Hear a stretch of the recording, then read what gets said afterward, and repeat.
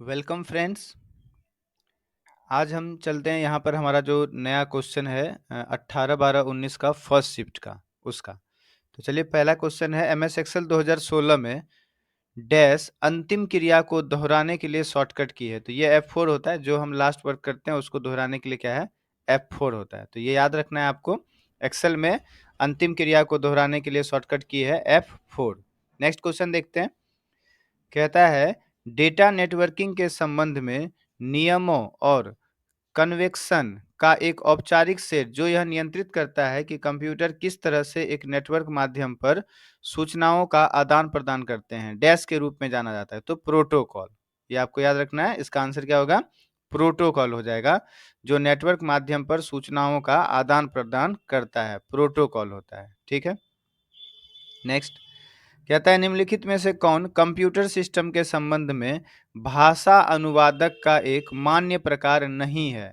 तो डिबगर जो है हमारा वो क्या है, भाषा प्रकार का जो है ये जो है भाषा अनुवादक का जो है मान्य प्रकार नहीं है। यानी भाषा को अनुवाद करने के लिए जो होता है कंपाइलर होता है, इंटरप्रेटर होता है और असेंबलर होता है। असेंबली लैंग्वेज को बदलने के लिए, असेंबली लैंग्वेज को मशीन लैंग्वेज में बदलने के लिए असेंबलर, और हमारा हाई लेवल लैंग्वेज जैसे सी है उसे बदलना है हमें मशीन लैंग्वेज में, तो उसके लिए होता है हमारा कंपाइलर।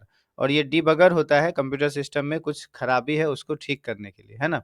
तो ये हमारा भाषा अनुवादक जो है ये डिबगर नहीं है। नेक्स्ट क्वेश्चन, एमएस एक्सेल में सेल की सामग्री यानी कंटेंट को संपादित करने के लिए किस कुंजी का उपयोग किया जाता है।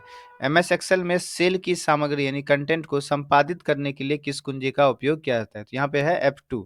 देखिए एक्सेल में क्या होता है, यहाँ पर एमएस एक्सेल में आता है, जैसे हम यहाँ कोई फॉर्मूला लिख देते हैं बराबर सम ब्रैकेट ओपन, और हम कोई यहाँ पर सेल एड्रेस दे देते हैं, ब्रैकेट बंद करके एंटर कर देते हैं।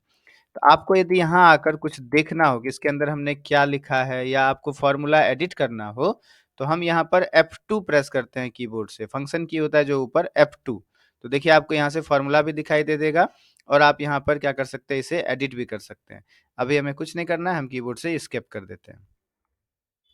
तो F2 हमारा होता है सामग्री यानी कंटेंट को संपादित करने के लिए, यानी एडिट करने के लिए जो शॉर्टकट की होता है यहाँ पर एक्सेल में, वो F2 होता है। सेल को एडिट करने के लिए F2 होता है। नेक्स्ट कहता है रूलर बार डिफ़ॉल्ट रूप से प्रदर्शित होता है और डैश के नीचे दिखाई देता है। तो रूलर बार जो हमारा होता है वो कहाँ दिखाई देता है, देखिए ये हमारा रूलर, ये जो स्केल यहाँ पर इस तरह से दिखाई दे रहा है 1 2 3 4 5 लिखा, इसी को हम कहते हैं रूलर। तो ये टूल बार के जस्ट नीचे दिखाई देता है।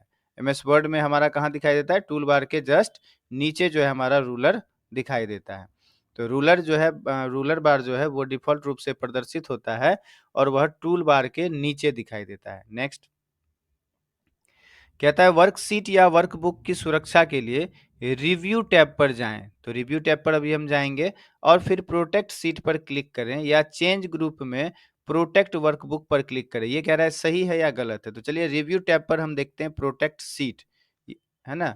रिव्यू टैब पर हम यहाँ पर देखते हैं, रिव्यू टैब पर देखिए आपका ऑप्शन है प्रोटेक्ट सीट। तो ये तो सही बात है कि रिव्यू टैब पर हमारा प्रोटेक्ट सीट का ऑप्शन, प्रोटेक्ट वर्कबुक का ऑप्शन होता है।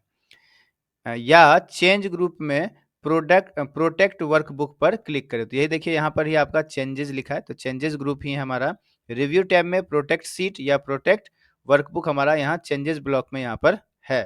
तो ये हमारा कथन क्या है, सही है। ठीक है, चलिए नेक्स्ट चलते हैं। कहता है GUI यानी graphical user interface, GUI graphical user interface dash के बीच एक इंटरफेस के रूप में काम करता है। तो प्रयोग करता है यानी यूजर और हार्डवेयर के बीच में। कंप्यूटर पर जो हम काम कर रहे हैं और हम हैं यूजर, हम हो गए यूजर जो हम कंप्यूटर पे काम कर रहे हैं, और हमारा कंप्यूटर हो गया हार्डवेयर। तो प्रयोगकर्ता और हार्डवेयर के बीच इंटरफेस के रूप में काम करता है, यानी GUI graphical user interface. Next excel में कॉलम को यानी स्तंभों को, हिंदी में स्तंभ है और इंग्लिश में होता है कॉलम, कॉलम को डैश के रूप में लेबल किया जाता है। तो एक्सेल में जो आपका कॉलम होता है वो देखिए ABCD इस तरह से लिखा जाता है ना, A column, B column, C column, D column. तो इस तरह से हमारा एक्सेल में कॉलम लिखा जाता है। तो ABC आदि ये हमारा ऑप्शन सही है। नेक्स्ट क्वेश्चन देखते हैं। अब यहाँ क्वेश्चन इंग्लिश में है कि while dragging the text, the mouse pointer changes to a box with the small dash arrow over it, indicating you are dragging text।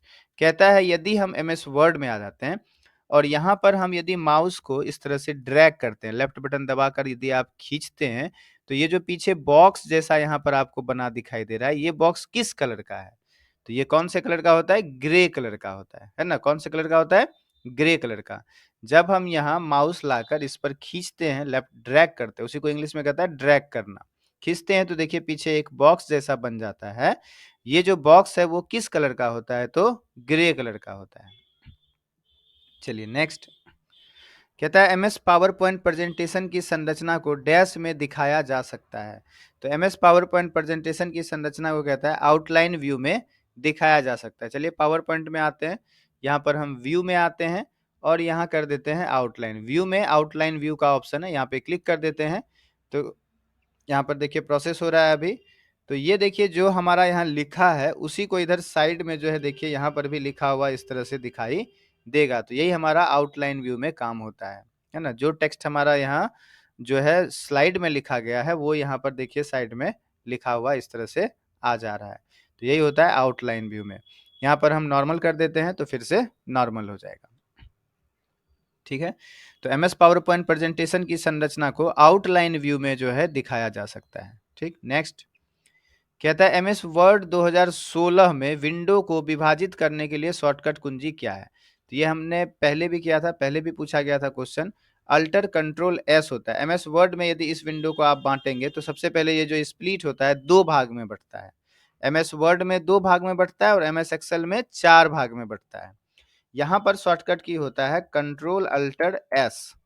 तो देखिए यहाँ पर हमारा ये विंडो दो भाग में बट गया है ना? अब आप यदि इसे फिर से नॉर्मल करना चाहते हैं, स्प्लिट हटाना चाहते हैं, फिर से हम कंट्रोल अल्टर एस प्रेस कर देंगे तो ये नॉर्मल हो जाएगा। तो एमएस वर्ड में स्प्लिट होता है दो भाग में और एमएस एक्सेल में जो हमारा स्प्लिट होता है वो चार भाग में स्प्लिट होता है। तो यहाँ तो शॉर्टकट की पूछा था, तो एमएस वर्ड में विंडो को विभाजित करने के लिए शॉर्टकट कुंजी होता है अल्टर के साथ कंट्रोल के साथ एस होता है। नेक्स्ट क्वेश्चन देखते हैं। कहता है डैश लिंक किए गए दस्तावेजों या पृष्ठों का एक संग्रह है जो लाखों कंप्यूटरों पर संग्रहित या स्टोर होता है और पूरे इंटरनेट पर फैला हुआ है। तो www जिसका फुल फॉर्म होता है वर्ल्ड वाइड वेब। www का फुल फॉर्म होता है वर्ल्ड वाइड वेब। तो इसका आंसर हो जाएगा वर्ल्ड वाइड वेब। लिंक किए गए दस्तावेजों या पृष्ठों का संग्रह है जो लाखों कंप्यूटर पर जो है स्टोर होता है और पूरे इंटरनेट पर फैला हुआ है। ये हमारा है www यानी वर्ल्ड वाइड वेब। नाम भी है वर्ल्ड यानी विश्व, वाइड वेब है ना, जो पूरे विश्व में दुनिया में ये हमारा फैला हुआ है।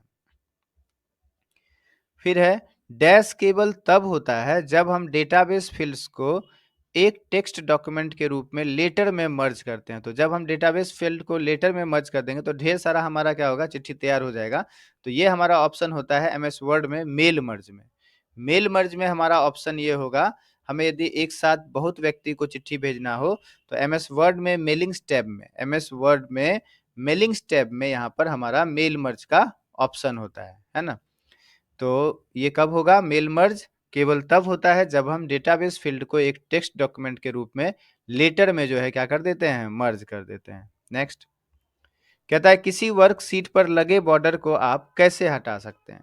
तो कोई वर्कशीट पर हम यहाँ पर बॉर्डर लगा देते हैं। जैसे यहाँ पर सबसे पहले हम यहाँ बॉर्डर लगा देते हैं, होम टैब पर आकर यहाँ फॉन्ट ब्लॉक में ऑल बॉर्डर कर देते हैं।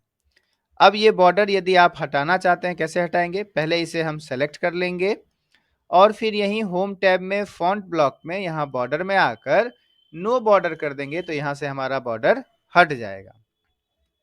ठीक है, तो वही कह रहा है उन सभी सेलों का चयन कीजिए यानी सेलेक्ट कीजिए जिनसे आप बॉर्डर हटाना या निकालना चाहते हैं और फिर बॉर्डर मेन्यू सूची में नो बॉर्डर पर क्लिक कर दीजिए। तो इसी तरह से हम जो है बॉर्डर हटा सकते हैं। नेक्स्ट क्वेश्चन कहता है एमएस वर्ड के शीर्ष पर स्थित बार को डैश कहा जाता है। तो एमएस वर्ड में शीर्ष पर स्थित बार को यानी ऊपर यहाँ पर जो है, ये देखिए आपका वर्ड में हो या आपके एक्सेल में हो, जो सबसे ऊपर यहाँ जैसे बुक वन एक्सेल लिखा, यहाँ एमएस वर्ड में देखिए हमने बेल्ट्रॉन एग्जाम रिलेटेड लिखा हुआ है वर्ड, यहाँ हमने फाइल का नाम दिया। तो ये जो सबसे ऊपर है यहाँ पर रिबन, इसे हम कहते हैं टाइटल बार। इसे क्या कहते हैं? Title bar. उसके बाद आपका आ जाता है मेन्यू बार, जैसे होम मेन्यू, इंसर्ट मेन्यू या होम टैब, इंसर्ट टैब, और उसके नीचे आपका ये हो जाता है टूल बार। तो सबसे ऊपर जो रिबन है वो हमारा होता है टाइटल बार, है ना।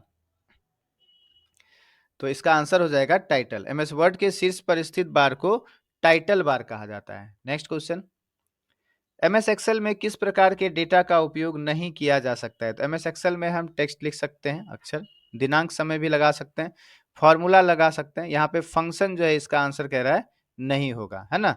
एमएस एक्सेल में किस प्रकार के डेटा का उपयोग नहीं किया जा सकता है? फंक्शन का उपयोग नहीं किया जा सकता है। नेक्स्ट कहता है डैश चार्ट विशेष रूप से स्टॉक और शेयरों से संबंधित डेटा मानों के आलेखन यानी प्लांटिंग के लिए बनाया गया है। तो देखिए स्टॉक और शेयर से संबंधित चार्ट, यहाँ पर आप जब इंसर्ट मेन्यू में आते हैं तो यहीं पर आपको ये दिखाई देगा, जैसे यहाँ एरिया चार्ट, यहाँ पर देखिए बार चार्ट, और ये वाला जो आपको दिखाई दे रहा है इसमें लिखा हुआ है इंसर्ट स्टॉक या सरफेस या रडार चार्ट, है ना। इंसर्ट स्टॉक या सरफेस या रडार चार्ट, तो यही हमारा हो गया स्टॉक, इसी से होगा, कौन सा? स्टॉक चार्ट से। तो यहाँ पे इसका आंसर क्या हो जाएगा? स्टॉक हो जाएगा। यानी स्टॉक चार्ट विशेष रूप से स्टॉक और शेयरों से संबंधित डेटा मानों के प्लांटिंग के लिए बनाया गया। स्टॉक है तो स्टॉक और शेयर के लिए स्टॉक चार्ट। नेक्स्ट क्वेश्चन देखते हैं। कहता है एमएस एक्सेल 2016 में होम मेन्यू के तहत आप प्रविष्टियों की एक श्रृंखला को सॉर्ट कर सकते हैं। कस्टम सॉर्ट के अलावा सॉर्ट और फिल्टर विकल्प के अंतर्गत कितने प्रकार के सॉर्ट उपलब्ध हैं, है ना। तो यहाँ पर हम एमएस एक्सेल में आ जाते हैं यहाँ पर, और एमएस एक्सेल में यहाँ पर एमएस एक्सेल में देखिए होम टैब पर सबसे अंत में आपको यहाँ पर सॉर्ट एंड फिल्टर का ऑप्शन दिखाई दे रहा है एडिटिंग ब्लॉक में। यहाँ हम क्लिक करेंगे तो देखिए आपको 3 ऑप्शन मिलता है यहाँ पर सॉर्ट करने के लिए।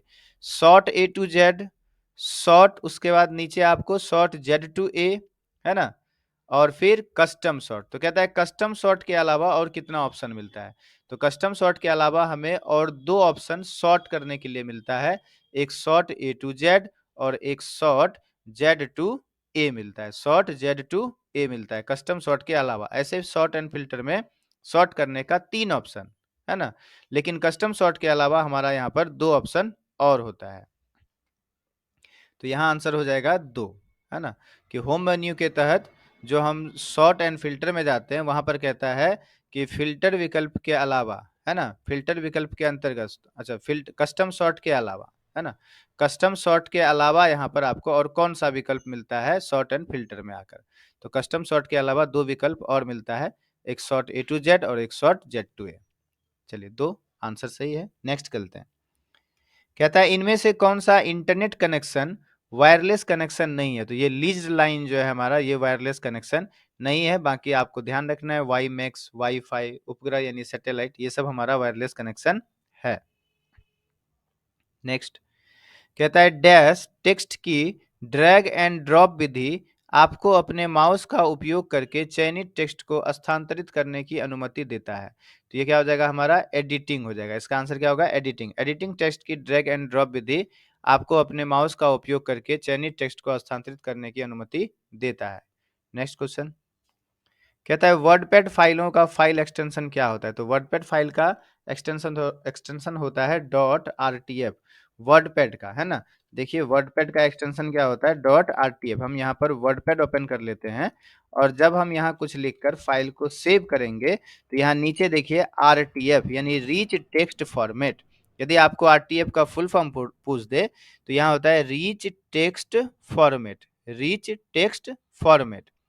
और यदि हमें पूछ दे कि नोटपैड का जो फाइल होता है, नोटपैड का, उसका एक्सटेंशन क्या होता है ना, नोटपैड का, तो नोटपैड के फाइल का एक्सटेंशन होता है डॉट टीएक्सटी। यहाँ भी कुछ लिखकर हम कंट्रोल एस करेंगे तो देखिए यहाँ पर लिखा है टीएक्सटी, डॉट टीएक्सटी। टीएक्सटी का होता है टेक्स्ट डॉक्यूमेंट्स, टीएक्सटी का होता है text documents, TS TXT, TXT. चलिए तो यहाँ हमारा आंसर क्या हो जाएगा? जो है डॉट आरटीएफ, है ना। वर्डपैड फाइल का फाइल एक्सटेंशन क्या होता है? डॉट आरटीएफ होता है। नेक्स्ट किसी एमएस एक्सेल 2016 में वर्कशीट में आप चाहते हैं कि कोई प्रयोगकर्ता ड्रॉप डाउन सूची से केवल हाँ या ना में इनपुट डालने में सक्षम हो, आप इसके लिए किस फंक्शन का उपयोग करेंगे? तो देखिए हमें केवल यस और नो में यदि जवाब देना हो, जैसे हमें इस सेल में, कुछ सेल में करना हो, तो हम यहाँ सेलेक्ट कर लेते हैं। यहाँ आएंगे डाटा मेन्यू में और डाटा वैलिडेशन में। डाटा वैलिडेशन में आकर यहाँ जहाँ अलाउ एनी वैल्यू है, यहाँ से हम ले लेते हैं लिस्ट, यहाँ पर सोर्स में आकर लिख देते हैं यस कॉमा स्पेस नो और ओके कर देते हैं। अब देखिए आपका क्या होगा, यहाँ एक ड्रॉप डाउन बन गया, यहाँ पे क्लिक कीजिए, आप यस सेलेक्ट कर लीजिए और फिर कहीं पे क्लिक कीजिए, नो सेलेक्ट कर लीजिए, फिर क्लिक कीजिए, नो सेलेक्ट कर लेते हैं, फिर कहीं क्लिक कीजिए, यस सेलेक्ट कर लीजिए। तो ये हम कहाँ से करते हैं? होम में नहीं, डाटा मेन्यू में डाटा वैलिडेशन से करते हैं। डाटा मेन्यू के डाटा वैलिडेशन से करते हैं। तो वही है एमएस एक्सेल 2016 में यदि आप चाहते हैं कि ड्रॉप डाउन सूची से हाँ या ना में केवल इनपुट डालें यानी इंसर्ट करें, वहां से सेलेक्ट करें, तो इसके लिए आपको डाटा टैब में या डाटा मेन्यू में डाटा वैलिडेशन में जाना होगा। ठीक है, नेक्स्ट क्वेश्चन देखते हैं। कहता है एमएस पावर पॉइंट डैश का उदाहरण है। तो ये प्रेजेंटेशन सॉफ्टवेयर है हमारा। एमएस पावर पॉइंट क्या है? प्रेजेंटेशन सॉफ्टवेयर है। एमएस पावर पॉइंट हमारा क्या है? प्रेजेंटेशन सॉफ्टवेयर है। यदि हमें पूछ देता एमएस एक्सेल जो है, एमएस एक्सेल डैश का उदाहरण है, तो डेटाबेस सॉफ्टवेयर हो जाता। एमएस एक्सेस डैश का उदाहरण है तो डेटाबेस सॉफ्टवेयर हो जाता। एमएस एक्सेल हमारा किसका उदाहरण है? डेटाबेस सॉफ्टवेयर का उदाहरण है। ठीक है, नेक्स्ट कहता है टास्क बार में एक प्रोग्राम को शामिल किया जाता है। यदि आप टास्क बार से प्रोग्राम शुरू करना चाहते हैं तो आपको इसके आइकन पर डैश करने की आवश्यकता है। तो देखिए जो सबसे नीचे हमारा कंप्यूटर ओपन होने पे यहाँ जो नीचे जो ये दिख रहा है जहाँ पे टाइम भी आपका होता है, इसी को हम कहते हैं टास्क बार। यहाँ यदि आप किसी एप्लीकेशन को खोलना चाहते हैं तो आपको केवल यहाँ पर क्या करना पड़ता है? क्लिक करना होता है। जैसे हम यहाँ क्लिक करेंगे तो देखिए ये हमारे सामने विंडो खुल कर आ गई। इसे हम यहाँ से क्लोज कर देते हैं। तो यदि कोई एप्लीकेशन टास्क बार पर हो तो उसे खोलने के लिए हम केवल क्लिक करते हैं यानी सिंगल क्लिक। तो टास्क बार से प्रोग्राम शुरू करना चाहते हैं तो आपको उसके आइकन पर सिंगल क्लिक करने की आवश्यकता है। ठीक है, चलिए नेक्स्ट क्वेश्चन देखते हैं। कहता है कौन सा भाषा प्रोसेसर उच्च स्तर पर लिखे गए प्रोग्राम को मशीन भाषा प्रोग्राम में पंक्ति दर पंक्ति यानी लाइन बाय लाइन रूपांतरित करता है? तो यहाँ आंसर हो जाएगा इंटरप्रेटर, दुभाषिया नहीं, इंटरप्रेटर इसका आंसर हो जाएगा। लाइन बाय लाइन यदि आ जाएगा तो क्या हो जाएगा हमारा आंसर? इंटरप्रेटर हो जाएगा। क्या हो जाएगा? इंटरप्रेटर हो जाएगा। कौन सा भाषा प्रोसेसर उच्च स्तर पर लिखे गए प्रोग्राम को मशीन भाषा प्रोग्राम में पंक्ति दर पंक्ति यानी लाइन बाय लाइन रूपांतरित करता है? तो हमारा आंसर हो जाएगा इंटरप्रेटर। और यदि यह लाइन बाय लाइन यानी पंक्ति दर पंक्ति क्वेश्चन में नहीं रहे तो हमारा आंसर क्या हो जाएगा? कंपाइलर। यानी कौन सा भाषा प्रोसेसर उच्च स्तर पर लिखे गए प्रोग्राम को मशीन भाषा में बदलता है? तो तब आंसर हो जाता है कंपाइलर। और पंक्ति दर पंक्ति जो है रूपांतरित करता है तो इंटरप्रेटर। ठीक है, चलिए नेक्स्ट क्वेश्चन। कहता है डैश इंडेंट हर पैराग्राफ की पहली लाइन को इंडेंट करता है। तो पहली पंक्ति यानी फर्स्ट लाइन जो है, फर्स्ट लाइन इंडेंट हर पैराग्राफ की पहली लाइन को इंडेंट करता है। नेक्स्ट एमएस एक्सेल 2016 वर्कशीट में आप वेबसाइट पर एक हाइपरलिंक जोड़ना चाहते हैं तो कौन सा मेन्यू आपको हाइपरलिंक जोड़ने का विकल्प देगा? तो चलिए एमएस एक्सेल में देखते हैं हमारा हाइपरलिंक कहाँ होता है। तो यहाँ इंसर्ट टैब या इंसर्ट मेन्यू में आना है और यहाँ आपको ढूंढना है, देखिए हाइपरलिंक यहाँ पर मिलेगा आपको। ये रहा हमारा हाइपरलिंक, ऐड ए हाइपरलिंक। यहाँ हाइपरलिंक का हम शॉर्टकट की भी देख लेते हैं। एमएस एक्सेल में यदि आप हाइपरलिंक ऐड करना चाहते हैं तो आपको शॉर्टकट की यहाँ पर क्या देना होगा? कंट्रोल के साथ के, कंट्रोल के से हमारा हाइपरलिंक इंसर्ट कर सकते हैं, यहाँ पे हाइपरलिंक लगा सकते हैं, कंट्रोल के। तो इंसर्ट मेन्यू या इंसर्ट टैब के अंदर मिलता है हमारा हाइपरलिंक्स। हाइपरलिंक का शॉर्टकट की होता है कंट्रोल के। तो इंसर्ट टैब हो जाएगा, सही है ना। एमएस एक्सेल में हाइपरलिंक जो हमारा होता है वो कौन से मेन्यू में होता है? इंसर्ट मेन्यू में होता है। और शॉर्टकट की हाइपरलिंक का हो गया वहां पर कंट्रोल के साथ के।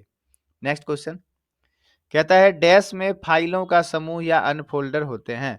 तो फोल्डर के अंदर हमारा फाइल का समूह होगा या फोल्डर होगा। फोल्डर के अंदर फोल्डर रख सकते हैं और फोल्डर के अंदर हम फाइल भी रख सकते हैं। नेक्स्ट अंतिम डैश घटक जो कट या कॉपी किए गए थे उन्हें वर्ड के क्लिपबोर्ड में रखा जाता है। तो अंतिम सेलेक्टेड, जो अंतिम हमने चयन किया या चयनित होता है हिंदी में, और जिसको हम सेलेक्ट करते हैं अंतिम में, जिसे हमने सेलेक्ट किया उसी को हम क्या करते हैं? कट या कॉपी करते हैं, वही हमारा वर्ड के क्लिपबोर्ड पे रखा जाता है। तो अंतिम सेलेक्टेड घटक जो कट या कॉपी किए गए थे उन्हें वर्ड के क्लिपबोर्ड पे रखा जाता है। कट करते हैं या कॉपी करते हैं तो वो कहाँ चला जाता है? क्लिपबोर्ड पर चला जाता है। नेक्स्ट क्वेश्चन कहता है आपको एमएस वर्ड 2016 में डॉक्यूमेंट में एक उद्धरण साइटेशन शामिल करने की आवश्यकता है, यह विकल्प कहाँ मिलेगा? तो देखिए साइटेशन का ऑप्शन हमको एमएस वर्ड में कहाँ पर मिलेगा, तो एमएस वर्ड में आपको यहाँ पर ध्यान देना है। एमएस वर्ड में हमें आना है, एमएस वर्ड में, और यहाँ रेफरेंसेज, रेफरेंसेज में आना है। यहाँ देखिए लिखा है इंसर्ट साइटेशन, इंसर्ट साइटेशन का यहाँ पर आपको ऑप्शन मिलता है, इंसर्ट साइटेशन। कौन से मेन्यू में या कौन से टैब में? रेफरेंसेज मेन्यू या रेफरेंसेज टैब में हमें ऑप्शन मिलता है यहाँ पर इंसर्ट साइटेशन का। पिछली वीडियो में हमने किया था टेबल ऑफ कंटेंट कहाँ पर मिलता है, तो टेबल ऑफ कंटेंट भी हमारा कौन से मेन्यू में था? यहीं रेफरेंस मेन्यू में था। टेबल ऑफ कंटेंट्स का ऑप्शन हमारा कहाँ था? रेफरेंस मेन्यू में ही है। तो इंसर्ट साइटेशन ये कहाँ पर होता है? रेफरेंस टैब या रेफरेंस मेन्यू में होता है। तो रेफरेंसेस, यहाँ पर रेफरेंसेस मेन्यू जो है हमारा आंसर हो जाएगा। साइटेशन जो होता है वो कहाँ मिलेगा? रेफरेंस मेन्यू में मिलेगा। ठीक है। अब देखिए हमें एग्जाम के साथ साथ टाइपिंग का भी जो है अभ्यास करना होगा। यदि आप टाइपिंग कर रहे हैं तो ठीक है, यदि आप नहीं कर पा रहे हैं तो आप यहाँ हमारा जो वीडियो है जहाँ से आप देखते हैं वहीं आप यदि आ जाते हैं यहाँ पर इसमें, तो प्लेलिस्ट में आपको लिंक मिल जाती है, वीडियो भी आप वहाँ पर देखकर टाइपिंग कर सकते हैं। नीचे आएंगे हम यहाँ पर तो देखिए आपको हिंदी टाइपिंग मंगल फॉन्ट की यहाँ पर वीडियो मिलेगी, और यदि आप इंग्लिश टाइपिंग करना चाहते हैं कंप्यूटर पर या मोबाइल में तो उसकी भी आपको यहाँ पर जो है प्लेलिस्ट का जो है यहाँ पर लिंक यहाँ पे दिख रहा है, यहाँ पे मिल जाएगा। तो आप यहाँ जो है चैनल पर आकर यहाँ से प्लेलिस्ट में देखकर आप यहाँ से कर सकते हैं।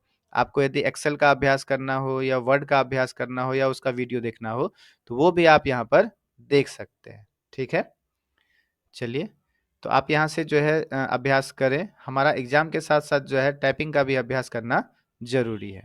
ओके, फिर मिलते हैं नेक्स्ट वीडियो में, तब तक के लिए थैंक यू।